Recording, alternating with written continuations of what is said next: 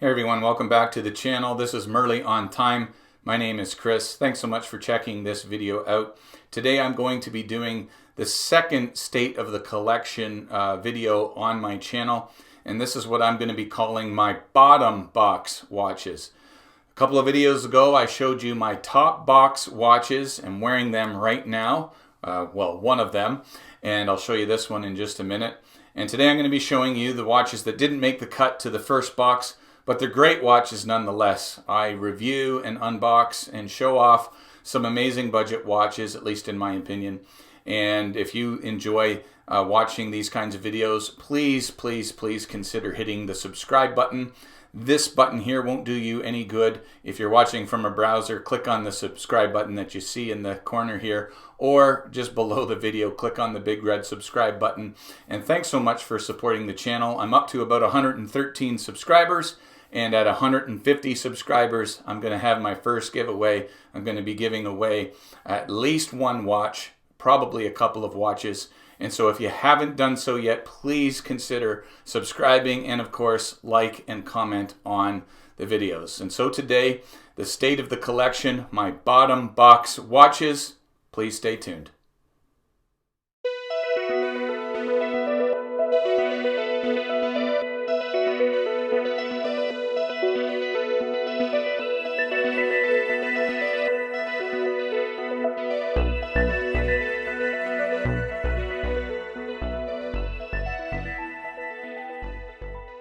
So here is the bottom box, guys, and again I've ranked them from my favorite up here to the least favorite down here. Pretty soon this one's going to get pushed out, and you know, I'll likely give it away, or you know, maybe try and sell it locally or something like that. Before I get into the watches, here is the top box watch, Islander ISL 19, homage to the Seiko SKX that Mark does from LongIslandWatch.com. Absolutely love this thing. So the first watch in the bottom box is this Casio Duro Marlin. And I can tell you right now, this summer it's going to get quite a bit of wrist time, because it's going to be one of my go-to watches for the beach. Just a beautiful little piece, 200 meters of water resistance. Just a really great watch for, I believe I spent like 85 Canadian dollars for this thing, for a 200 meter water resistant dive watch. It is a quartz, but you can't find a dive watch with 200 meters for that price, I don't think. And great watch. The next watch is a Pagani design. I love Pagani design. There's just no question about it. And this, of course, is the Pagani design homage to a Rolex Datejust, and I think it's a Datejust, anyways. Dress watch. Wear this to church, and I just think it's beautiful. Seiko NH35 movement in it. Absolutely gorgeous piece. Does get some wear, usually, as I said, for church, and you know, on an occasion where I need to have a nice looking dress watch, I'll pop that on. The third one, this one I really like, and I got this from Watchgang. This is the third black tier watch that I got. Let's wipe this off. It's the Nautis Global Dive GMT. It says it has 500 meters of water resistance. Has a great 120 click unidirectional bezel. Love the orange pop on that GMT hand. It is a GMT watch. It has a Swiss Ronda quartz movement in it. Really nice solid stainless steel case and bracelet. This is the favorite Watchgang piece that I received from their black tier subscription, and one of the first reviews I have actually done on my channel. Love this. This will get some time this summer on wrist too, as a beach watch. I really was impressed with this piece. This next one caught my eye on a Joma Shop sale, and just the dial. And I did a review of this one budget chronograph, Akribos XXIV. Look at the sunburst on that green dial. Absolutely wonderful. Has a moon phase sort of complication. Basically, it just tells you AM or PM, and so you can see the sun starting to come up there at the 3 o'clock, meaning we're into the AM or morning hours. The sun's going to be right at the center there when it hits noon. But I couldn't resist, and it was only $60. And I just love the dial on it. The bracelet, first time that I had a mesh bracelet like that. Some branding on the fold over lock. Really nice piece. This next one got quite a bit of wrist time when I first got it. It is a really sharp looking watch. It's the Stuhrling original homage to the Rolex Daytona. Beautiful blue dial. Sunburst on it as well. Only thing that I had an issue with was the chronograph itself. The complications, as you can see, are fairly difficult to read, so it's not a very legible chronograph, but it really is a nice piece. I love the bracelet, the high polish and the center links. Just makes this thing really pop. I ended up buying this. I believe they had a Stuhrling wheel on the watchgang Wheel of Watches. This wasn't a subscription watch, but I did purchase it off the Wheel of Watches. Quite happy with that one. Another Pagani design. This is just a quartz chronograph, and again, I saw the dial on this, and I just had to go for it, and especially given the fact that I think this was like $40 Canadian from AliExpress. Just have a look at the dial. It's just really, really nice. A lot of action going on there. Beautiful 60-minute chronograph on this one. Came on a supplied leather strap. Black and orange. It had some orange accents on the stitching, and the underside of the strap was orange. But I picked up this engineered bracelet from Straps Co. Milled clasp, and I think it just really goes well with this watch. I did get one that had a curved end to cover the case here, but that particular bracelet just didn't quite look right, and although this one doesn't have a curved end, this bracelet really fits the watch. 24mm bracelet, so it's a pretty hefty watch. I did wear this last week. I really do like this piece. So yeah, that's the Pagani design chronograph. So that's the first 6. Next, we're getting into a watch I reviewed on my channel. You gotta have a Timex, and I love Timex watches. Well, they have a soft place in my heart because of the one of the very first watches I ever got was the Timex Iron Man. My wife got me a Timex Expedition for Christmas. This is their Expedition field type, military type watch. Of course, it has Indiglow. I love the yellow seconds arrow on that. 40mm case size. This one just is a perfect fit for my wrist. Half decent green canvas strap. It's not the greatest, but I picked up this one for like $60. Great watch. Then we have this digital watch. My latest review was that Akribos digital monster of a watch. This one's the Casio Worldtime Illuminator, and just get it in the light here. Studio lights are wreaking havoc. I believe I got this for like $40, maybe $50, $50 I think, and just a great watch. Lots of functions on it. Typical digital watch, got multiple alarms. This one has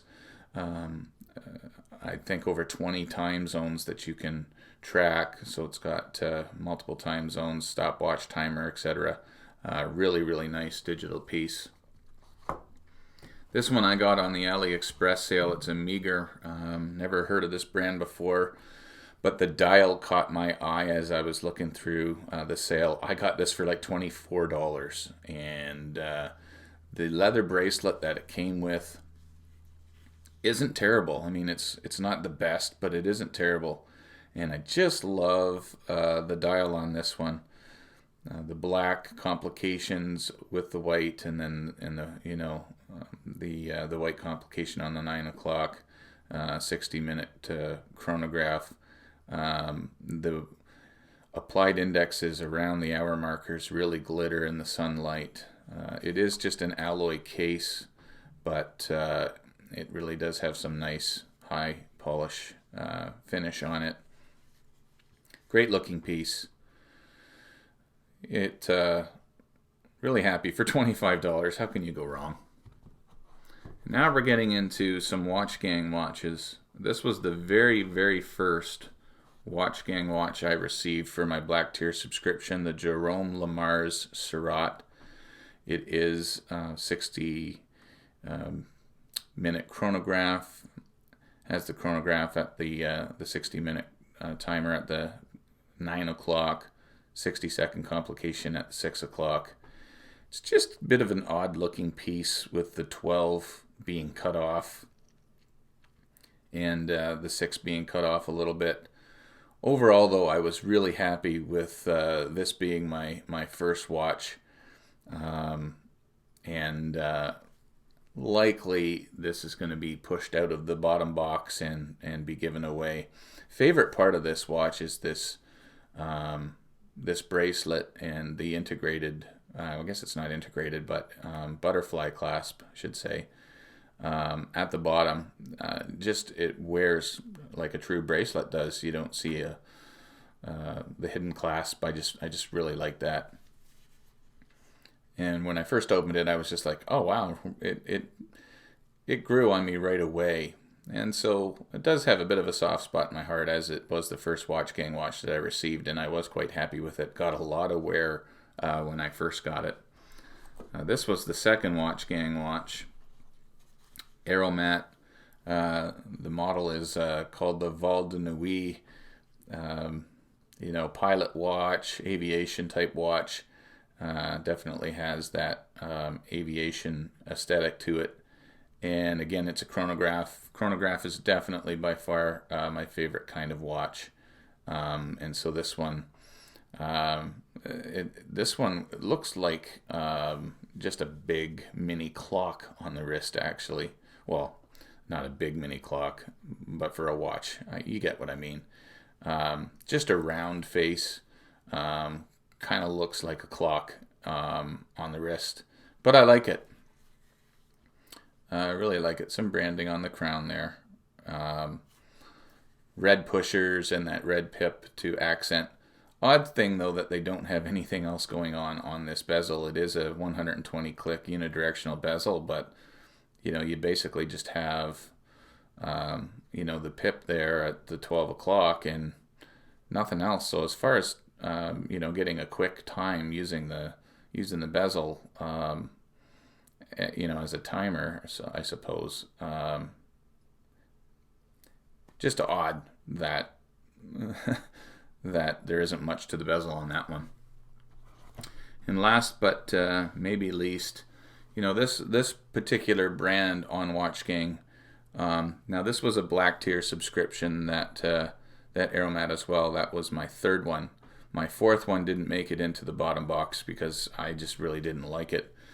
This one I purchased on the Wheel of Watches. I believe it was July the 4th. This is the Brackett Imperia. And, I think this watch is okay. It did make the bottom box cut. Obviously, it's going to get pushed out very, very soon. It's utilizing the Tudor handset for the hour and minute markers in the second hand. The applied indexes, the squares, I wasn't a real huge fan of. The unidirectional bezel on this, those red accents and the numbers from 10 to 50 there around the bezel are actually quite difficult to read in certain angles and the way the light reflects off of it. The watch itself is just a quartz watch, but it really isn't that terrible. Is it worth $100 or more? The website listed it at $250. No way it's worth $250, not even close. But I'd pay 70 bucks for this, just for the quality of the watch. It's got a nice bracelet on it, stainless steel case, screw down crown. Great. The bezel action on this is absolutely fantastic. 120 click unidirectional bezel.